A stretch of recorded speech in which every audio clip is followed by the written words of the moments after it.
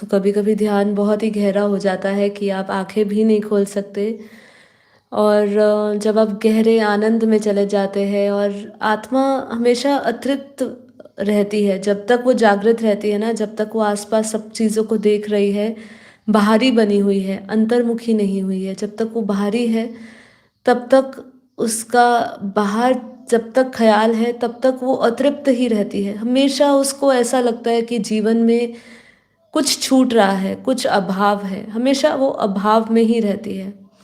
लेकिन जैसे ही वो अंतर्मुखी हो जाती है, अंतर ध्यान में उतरती है, तब अपने भीतर जानती है कि कभी भी हमारे भीतर कभी भी किसी चीज़ का अभाव होता ही नहीं है। हमें परमात्मा ने सर्वशक्तिमान संपन्न स्वरूप दिया है।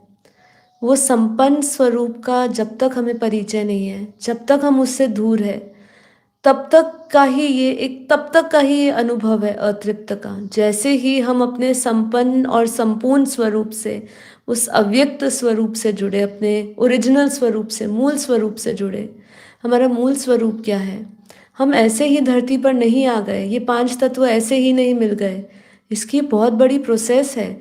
डिवाइन प्लानिंग के साथ सब कुछ बहुत प्लानिंग के साथ धरती पर सब आए हैं।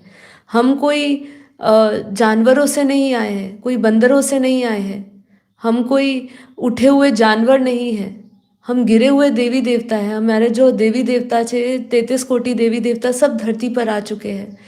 जब तक आप ये समझेंगे नहीं, सभी वो मनुष्य रूप में आ चुके हैं, सबकी शक्तियाँ खत्म हो चुकी है। अगर उनमें शक्ति होती तो सब अपने बंदरों की रक्षा कर पाते। आज कोई किसी की रक्षा नहीं कर पा रहा है। देवताओं की शक्तियाँ क्षीण हो चुकी है। शिव जो इस ब्रह्मांड को चला रहा है उसकी भी शक्ति नहीं है और वो भी शक्ति महाशिव से लेता है। मतलब आगे आप देखते जाए, ये पूरा सृष्टि चक्र को समझे तो आपको हमेशा, जब ये सृष्टि चक्र को समझेंगे तो आप हमेशा समझेंगे कि हमेशा अभाव रहा है। और आज हम हमारे अंदर शक्ति का इतना अभाव हो चुका है कि हम ये मानने के लिए तैयार नहीं है कि हमारे अंदर अनंत शक्तियाँ हैं। ठीक है? और जब तक हम उसको नहीं मानेंगे ना, तब तक हम अपने परम लक्ष्य को, जन्म मरण से छूटने को, ये सब चीज़ों का अभ्यास नहीं कर पाएंगे, यहाँ तक नहीं पहुँच पाएंगे। क्योंकि उस तक पहुँचने के लिए हमें घोर तपस्या, संयम, नियम लाना है अपने जीवन में। आपको अध्यात्म संयम लाना होगा, धीरज लाना होगा, तपोबल बढ़ाना होगा। जब तक आप तप नहीं करोगे, तब तक कुछ प्राप्ति नहीं होगी। कुछ घंटे आपको लगाने पड़ेंगे।